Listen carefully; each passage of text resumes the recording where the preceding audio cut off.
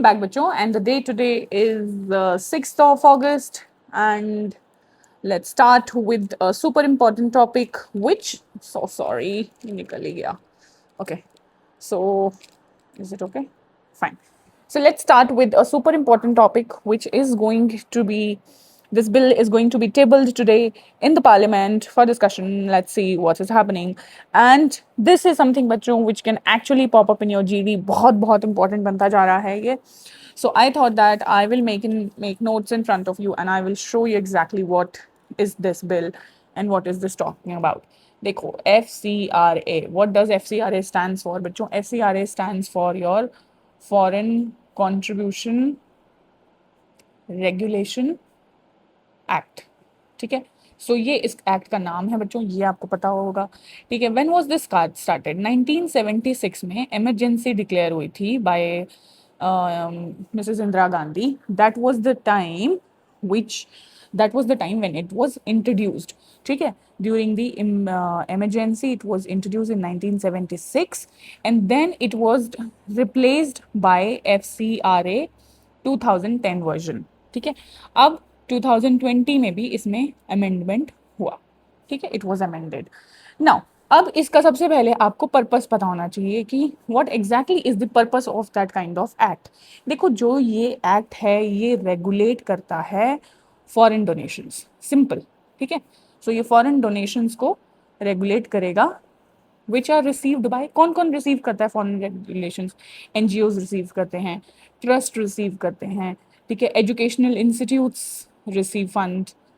इसके अलावा research institutes and organisations, they get this. इसके अलावा religious organisations also get donations. ठीक है. Think tanks also get donations. इसके अलावा civil society groups. So you see a lot of people actually, not people, but a lot of groups are actually receiving money from these organizations. Okay? I will just zoom it up. Now the objective here of the government is not to ban the foreign funding, but they want to ensure that the foreign money is used transparently. So transparency is the main motive here. Okay? And it does not influence India's sovereignty. So basically, as a country, we do not want to compromise on our sovereignty. We don't want that money to be used in politics, in elections, or in media. So basically, all in all, it should not affect our national security. ठीक है. सो ये basic मुद्दा है. इसके अलावा you might have this question in your head कि why does India regulate foreign funding? देखो, any sovereign country in the world, be it USA, be it China, be it Israel, everyone is monitoring this and regulating the foreign money, because foreign governments or organizations can influence your politics, your public opinion, your religious conversations, your policy making, your protest, your national security. So these things are important to regulate. अब current FCRA requirements क्या हैं? अब क्या है? अब इसमें government बोल रही है that to receive foreign funds, first of all NGO has to register under FCRA. Registration होना चाहिए आपका, and then open a designated FCRA account. आप एक अलग से FCRA बैंक अकाउंट खोलोगे. ठीक है. And then you will maintain audited accounts. हर चीज का ऑडिट होगा. The accounts has to be audited. There has to be returns which has to be filed annually. इसके अलावा the funds has to be used for approved purposes. ठीक है. किसी भी काम के लिए यूज नहीं कर सकते हो. They have to be used for the approved purpose. And you can not transfer the funds to another NGO. ये 2020 में आया था ये वाले अमेंडमेंट में कि आप किसी और को ट्रांसफर नहीं कर सकते हो. And you can spend only 20% of the amount received on administrative expenses. ठीक है. So what does the proposed 2026 bill is seeking to do? So ये जो 2026 वाला हो रहा है, जो अभी पार्लियामेंट में आएगा, इसमें क्या चेंज हो रहा है? देखो, according to the article, this bill it will give government greater power to suspend or cancel license. कौन सा लाइसेंस? FCRA लाइसेंसेस बेसिकली, ठीक है। Also it will allow easier management of NGO assets. इसके अलावा they are increasing the scrutiny before registration or renewal of registration. ठीक है, सो ऐसा नहीं है कि आपने एक बार रजिस्ट्रेशन करा लिया तो होता रहेगा, नहीं, उसके बाद आपको रिन्यू भी कराना होता है। इनकी इनकी वेबसाइट भी है, मैंने I tried checking their website also, तो उसमें थे सारा डिटेल्स दे रखा है, कितने रजिस्ट्रेशन के लिए आए हैं, कितने रिन्यूएबल के लिए आए हैं, so you can go on that website and you can check, ठीक है। इसके अलावा expand the authority of designated government official, that is what they want, क्योंकि जो अथॉरिटी है जो देख रहा है उसकी अथॉरिटी ज़्यादा होगी, and they basically overall they want to increase the compliance and reporting requirements, ठीक है। So the disagreement is whether these powers are necessary for regulation or they are trying to have more control, excessive control की बात हो रही है। एक ये angle पे डिस्कशन चल रही है बच्चों, और एक इस एंगल पे चल रही है कि it is all necessary for regulation. So ये दो एंगल्स में जो है जनरली डिस्कशन हो रही है, ठीक है। अब आ जाते हैं न्यूज़पेपर आर्टिकल पे। So this is the article by Mr. Shashi Tharoor. So in this article, he is talking about that the bill is increasing government control. So he's saying the FCRA bill is about control and not transparency. So remember this, that he, of course, he is from the opposition, तो ये नहीं बोल सकते हैं कि बहुत अच्छा bill है, ठीक है। सो इसलिए मैं हमेशा बोलती हूँ ये भी देखना है कि कौन आर्टिकल लिख रहा है, ठीक है। बिकॉज देखो कहीं ना कहीं बच्चों, we all are humans and humans are suppose to be bias somehow, मतलब ऐसा नहीं है कि हम हमेशा ही बिल्कुल सही होते हैं, ठीक है। So the bill is he says that the bill is about increasing government control rather than improving the transparency, and इनके जो arguments हैं that I will tell you. First of all, he says there is excessive centralization. इसका क्या मतलब है? That too much power is concentrated in this whole bill, especially for the government officials, because they can suspend and cancel licenses with their power. So they are thinking that यहाँ पे institutional independence जो है वो कम हो जाएगी. And second thing he's talking about is that civil society is under a lot of pressure. ठीक है, कैसा pressure? He is saying that things like health care, education, disaster relief, tribal welfare, अगर इनकी फंडिंग खत्म हो जाएगी तो जो वनरेबल कम्युनिटीज हैं they are going to suffer, ठीक है। इसके अलावा third point he mentions is about property rights, ठीक है। प्रॉपर्टी राइट्स क्या होता है? So this article tells that how this bill enables the government to take over assets of the organisation जिनके लाइसेंस कैंसिल हो गए हैं, ठीक है। हॉस्पिटल्स हो गए, स्कूल हो गया, लैंड हो गया। तो he is saying this raises concern about the property right, ठीक है। इसके अलावा he is talking about that the fear of licence cancellation may discourage other NGOs who are working on human rights, maybe on environment, or maybe anything on public interest. So this is what he is talking about. So overall, this article say how strong regulation is accepted but excessive control is dangerous, ठीक है। इसी से related एक और article है बच्चों नीचे, ठीक है। And I think this is written by someone who is pro government, ठीक है। सो इसमें he is talking about that foreign funding should be regulated because national security and the sovereignty comes first. So he says look closely at the source and purpose of foreign funding, and this is how I also want you all to look at it, ठीक है। कि ये देखना है कि पहली चीज वो आ कहाँ से रही है, दूसरी चीज की आ किस काम के लिए रही है ना। सो अगर CJP के प्रोटेस्ट कराने के लिए आ रही है, इंडिया को ब्रेक करने के लिए आ रही है, तो the aim is not right. So इसमें the person is giving arguments that first of all sovereignty of any country is important, and no country allows unlimited foreign funding. Examples he has given about USA, Japan, Australia, all European countries, ये सारे के सारे regulate करते हैं, ठीक है। So India is not unique, कोई हम अकेली कंट्री नहीं है जो इसको वो करना चाहते हैं। सारी कंट्रीज़ को ये पता है कि if you will allow a lot of foreign funding in your country they are going to be misused, ठीक है। So foreign money can influence domestic policies and foreign donors can indirectly influence your elections, your everything, जो हमने इस notebook में discuss करा बच्चों, ठीक है, कि वो कहाँ कहाँ इफेक्ट करते हैं, ठीक है। एंड देखो इसके अलावा regulation is necessary. This is what the article is saying. And he talks about transparency, how the bill is giving a lot of transparency because accounting होगी, transactions दिखेंगे, कौन दे रहा है वो भी दिखेगा, ठीक है. So and at the end he is linking it all to the national security angle. So he's talking about how foreign funding can potentially support radicalization, extremism, terror financing. ठीक है. So even if अगर there is small percentage which is being used for these activities which I just mentioned, terror financing and all, so consequences बहुत severe हैं बच्चों. So we have to be very very mindful of what where the money is coming from and what you are using for. इसके अलावा public accountability हो गया, ठीक है. So this is what all it is. मैंने इसको इतना detailed में इसलिए cover किया है बच्चों that tomorrow if this pops up in your GD you are actually able to talk about it, ठीक है.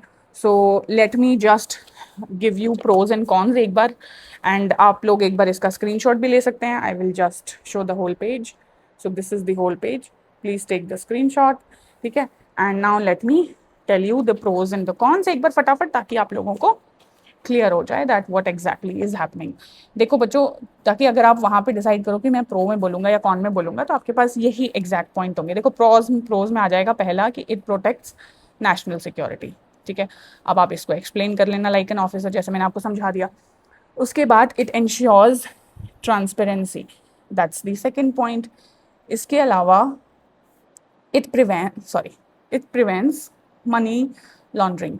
So money laundering जो है और ऐसी एक्टिविटीज, इनको ये प्रिवेंट करता है. इसके अलावा it protects sovereignty of your country, ठीक है. That is another point. इसके अलावा यू गेट फाइनेंशियल अकाउंटेबिलिटी, ठीक है. देखो अकाउंटेबिलिटी तो हर जगह होती है बच्चों, ठीक है. फौज में भी हम जो पैसा आता है ना, उसको एक एक चीज़ को लिखते हैं कि कहाँ कहाँ क्या क्या यूज़ हो रहा है, क्या बन रहा है. And at the end it protects and prevents political influence, ठीक है. अब कॉन्स की अगर बात करते हैं, तो इसमें कॉन में आ जाएगा सबसे पहला कि कोई भी जो जेन्युइन एनजीओ है दे शुड नॉट सफ़र, ठीक है. That is what should happen. ऐसा नहीं होना चाहिए कि इतने स्ट्रिक्ट रूल्स हो गए कि जेन्युइन लोग जो हैं जो वो सफ़र कर रहे हैं. इसके अलावा रिड्यूस्ड वेलफेयर सर्विसेज, इसका क्या मतलब है कि जो एनजीओज एजुकेशन, हेल्थ केयर, इन सब चीज़ों में काम कर रहे हैं, तो ऐसा ना हो कि उनकी फंडिंग जो है वो डिस्टरप्ट हो जाए एंड देन जो बेनिफिशरीज थे उनको फ़ायदा नहीं हो रहा है, मतलब जो जिन लोगों के लिए ये हेल्प आ रही थी. इसके अलावा we might expect a kind of bureaucratic delays because of the license renewal and approvals. The process can become slower, ठीक है. And the fourth thing which can happen is कि इनोवेशन जो है वो हो सकता है कम हो जाए, रिड्यूस हो जाए. क्यों? क्योंकि जैसे इंस्टीट्यूट्स थे, थिंक टैंक्स थे, they might lose their international collaborations and there might be an impact on the global partnerships, ठीक है, because of the international collaborations in health, education and research could decline. So again you can take a screenshot of that. So I think you all wanted me to cover this very very in detail, तो मैंने आज कर दिया है so that कि you are kind of prepared if this pops up in your GD, ठीक है. सो इसकी बहुत सारी रिक्वेस्ट आई थी बच्चों, एंड इसीलिए आई थॉट कि मैं एक बार इसको अच्छे से समझा दूँ, नोट्स बना दूँ, and that I have done today. So now let me quickly get a glass of water and then I will begin again. Next article I'm talking about is Are India and US Trade Talks an Exercise in Futility? बड़ा interesting article है बच्चों, ठीक है, because he is challenging the thing which is going on and it is a very right thing. आपको ना हमेशा दोनों angles पता होने चाहिए, ठीक है. एक एंगल को पढ़ के ब्लाइंड नहीं हो जाना है. तो इसका थोड़ा सा आपको पास्ट वो बता देती हूँ. देखो India and US they have been negotiating multiple times now they have done. So the trade agreements have been ongoing over the years because there have been trade disputes which have increased during Donald Trump's presidency because Trump wants to impose tariffs and higher one on India to reduce America's trade deficit. So India lost some of the trade preferences under the GSP बोलते हैं, Generalized System of Preferences. Now both the countries have repeatedly tried to negotiate a BTA, which is called Bilateral Trade Agreement. ठीक है, तो अभी this author actually talks about that how the negotiations may not deliver lasting certainty because the US keeps changing its trade policy. ठीक है, कभी वो लोग 500 पे पहुंच जाते हैं, कभी वो 100 पे पहुंच जाते हैं, कभी वो 10% पे पहुंच जाते हैं. ठीक है, so basically it keeps changing. So the main concerns he has listed out is how Trump imposed higher tariffs on several countries, including India, and pharmaceutical जो हैं हम, जो हमारी एक काफ़ी बड़ी इंडस्ट्री है, that might face tariff threats, and उसके अलावा new duties may be imposed irrespective of what negotiations are ongoing. So India cannot rely excessively on this, especially the American export market अभी. ठीक है, so steps क्या क्या ले सकते हैं हम बच्चों, वो मैं एक बार लिख देती हूँ यहाँ पे. देखो, first of all learn to diversify. ठीक है, इंसानों को भी डाइवर्सिफाई करने की जरूरत है, एक ही स्किल पे मत इन्वेस्ट करो. So same you should also diversify and India should also diversify export. इसके अलावा we should work on strengthening with UK, EU, ASEAN countries, इन पे फोकस करो, यहाँ पे भी तो बहुत बड़ा मार्केट है. इसके अलावा we have to improve our manufacturing. ठीक है, and we have to reduce our dependence on one single country. So to conclude, remember this, that India should continue these negotiations with US because America remains one of the largest trading partners, but India should diversify, and ताकि अगर कोई sudden policy change हो जाता है तो ये हमें बहुत ज़्यादा हिट ना करे, स्पेशली आर इकोनॉमी. ठीक है, so remember for your SSB that good diplomacy means engaging with all major power while protecting your own national interest through diversification. ये लास्ट वाली लाइन लिख लेना बच्चों, ऐसे ही बोलना है अगर वहाँ कुछ पूछा जाता है. ठीक है. Now, coming on to the editorials of The Hindu today, the first article I'm talking about is this: a climate resilience pathway between India and China. So, किस बारे में बात हो रही है, पहले आपको थोड़ा सा बैकग्राउंड दे देती हूँ बच्चों. That this is about India and China, the world's two most populous countries and two largest greenhouse gas emitters of the world. Now, despite the political tensions, हमारे जो border disputes हैं and other things, both countries face similar climate risk. ठीक है, so climate cooperation actually पहले था इन दोनों countries के बीच में through what? Through Paris Climate Agreement 2015 में हुआ था ये. ठीक है, एंड ब्रिक्स हो गया. इसके अलावा देर वर बायलेटरल इन्वायरमेंटल डायलॉग्स जो दोनों कंट्रीज करती थी, बट गलवान क्लैश हुआ, उसके बाद मोस्ट बायलेटरल जो कोऑपरेशन था between both the countries, it slowed down. ठीक है, एंड अभी इसके बारे में हम इतनी बात क्यों कर रहे हैं? Why are we even talking about climate? We are talking about this because जैसे हमारे असम में बहुत ज़्यादा सिवियर फ्लडिंग चल रही है.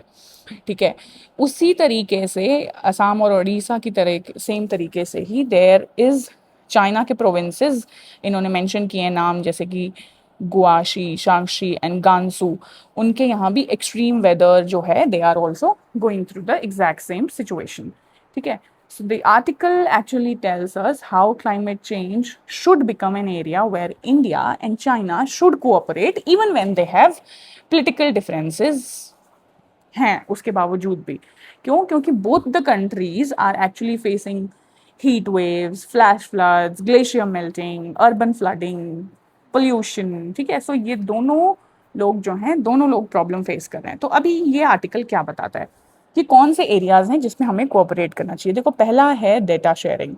ठीक है, and data sharing is a very big thing. क्यों? क्योंकि ना specially in terms of water, in terms of flood forecasting, in terms of weather, in terms of glacier monitoring, ये डेटा जब शेयर करते हैं ना तो बहुत ज़्यादा इम्पॉर्टेंट होता है ये, क्योंकि तभी आपको पता चलेगा ना, and then you will manage it well. इसके अलावा both the countries should do joint research. What is that? Climate के ऊपर जॉइंट रिसर्च करो. You should work on clean energy and adapt technologies which work for both the countries. अच्छा, ये सब important हो क्यों रहा है बच्चों? देखो, क्योंकि ना जो हमारी लोकेशन है वो चाइना के साथ है, तो हम लोग ऑलमोस्ट सेम वेदर ग्रुप में फॉल करते हैं, है ना. And urban planning is something again which is important for both the countries, क्योंकि पॉपुलेशन दोनों की सेम है. इसके अलावा we should have disaster management as something which is important, because early warning systems होंगे, रेस्क्यू कोऑर्डिनेशन अच्छा होगा and things like that. So ये चीज़ें इसमें बता रखी हैं, बट इसमें एट द एंड बताया है कि the biggest challenges is the border tensions, the distrust which is there. इसके अलावा वाटर डिस्प्यूट्स जो दोनों कंट्रीज़ के बीच में चलता है, and the kind of cooperation they extend to Pakistan. So ये सारी चीज़ें हैं which is stopping from happening these things. So climate change is a common threat and it does not recognise political boundaries, जो इस आर्टिकल में बोला गया है. And India and China, they should cooperate where the interests are overlapping and converging, and they should remain firm on the sovereignty and national security. So देखो, आप SSB में एक balanced view दे सकते हो that competition in geopolitics and cooperation on common global problems can actually exist simultaneously. ठीक है, इसको बोलते हैं mature diplomacy. इंटरनेशनल न्यूज में एक आर्टिकल आ रखा है which says new Hormuz route agreed to be manage jointly with Oman, ऐसा बोला है ईरान ने. So what is happening here? Past के बारे में सबको पता है बच्चों. I am not going to again repeat the same thing, फालतू में वीडियो को बड़ा नहीं करते हैं. Let's talk about the present. So now Iran and Oman, they have agreed upon कि they will be doing joint management of inbound shipping and they will be doing shared monitoring. ठीक है, so that कि navigation procedures जो हैं वो एक साथ हो सके, कॉमन बना सके इनको. So the draft agreement is nearing the completion. And देखो, इसका सिग्निफिकेंट मतलब ये क्यों ज़रूरी है, ये वाली चीज़ जो हो रही है, क्योंकि the whole world needs oil supply, ठीक है, जो स्टेबल होनी चाहिए. And we need lower insurance premiums, we need reduce shipping delays. And उससे क्या होगा, उससे जो ऑयल प्राइसेस हैं वो कम हो जाएंगे और एनर्जी सिक्योरिटी बेटर होगी. तो ये इस हिसाब से इम्पॉर्टेंट है. And this deal can actually reduce one of the world's biggest geopolitical risk which has been ongoing. ठीक है, इसी के नीचे एक आर्टिकल है which says that China announces counter measures again against Washington. तो इसमें क्या हो रहा है, वी ऑल नो दैट इनकी राइवलरी चलती है. क्यों चलती है? पहला तो इनका ना ट्रेड वॉर चल रहा है 2018 से, ठीक है. इसके अलावा टेक्नोलॉजी के ऊपर काफ़ी सैंक्शंस लगा रखे हैं यूएस ने चाइना के ऊपर, वो एक चीज़ है. उसके अलावा ताइवान का इशू भी है. उसके अलावा South China Sea is another issue. ठीक है, सो अभी क्या हुआ है, China has announced restrictions on drone exports and ban on dealings with 6 US entities. ठीक है, सो यहाँ पे लिखा हुआ है, देखो, controls on export of drones on to US and a ban on dealing with 6 American entities in response to recent restrictions imposed by. So basically खेला जा रहा है ये, है ना, वो उनको कर रहे हैं, वो उनको कर रहे हैं. So दोनों लोग they both are playing. So US recently they restricted Chinese drone and they have blacklisted companies and they have tightened the forced labor regulation. This is why all of this is happening. ठीक है, अब इसका impact क्या पड़ेगा? Supply chain फिर से disturb होगी. ठीक है, बिजनेस जो है वो थोड़े अनसर्टन होंगे, प्रोडक्शन कॉस्ट जो है वो हायर होगी. अब इसमें बट इंडिया के लिए ना बच्चों ऐसी सिचुएशंस में हमेशा फ़ायदा होता है. क्यों? क्योंकि हमारे पास मैन्युफैक्चरिंग अपॉर्चुनिटीज़, China+1 स्ट्रैटेजी जो है, तो इन्वेस्टमेंट ज़्यादा चाइना से होके इंडिया में आने के चांसेस हो जाते हैं. So such situations are actually little helpful for our country. ठीक है, अब ये छोटा सा आर्टिकल है बट काफ़ी इंपॉर्टेंट लगा मेरे को. It says that North Korea warns of military options over Japan's rearmament. Rearmament क्या होता है पहले ये बता दूं. रीआर्ममेंट मतलब होता है जब दोबारा से हथियार बनाने में इंटरेस्टेड हो जाते हो. So Japan adopted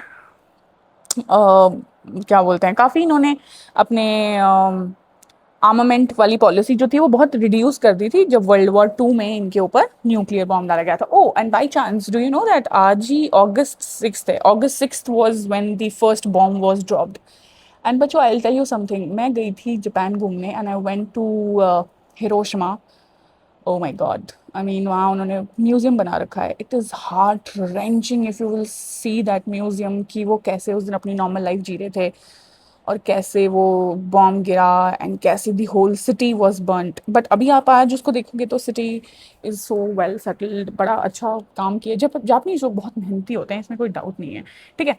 so coming back to the article, so for decades Japan maintained only self defense forces, ठीक है।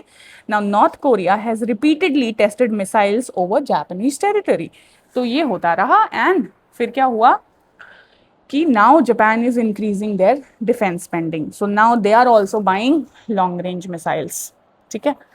And they are strengthening the alliances with the US, they are expanding the military capacity, and now North Korea is accusing Japan of becoming a militaristic country again, and they are threatening of the regional pace, and they are saying that there might be a future aggression. तो अब आप पूछोगे कि Japan realm क्यों कर रहा है? Japan realm कर रहा है बच्चों क्योंकि न्यू न्यू नॉर्थ कोरिया के पास न्यूक्लियर है, ठीक है। चाइना भी एक्सपैंड कर रही है, ताइवान की कंटिजेंसी चली रही है। सो बहुत सारी चीज़ें हैं। अब आप नहीं करोगे तो फिर आप how will you save your own people and your country, ठीक है। So I think it's enough for today, ठीक है, and we will meet tomorrow. Bye bye.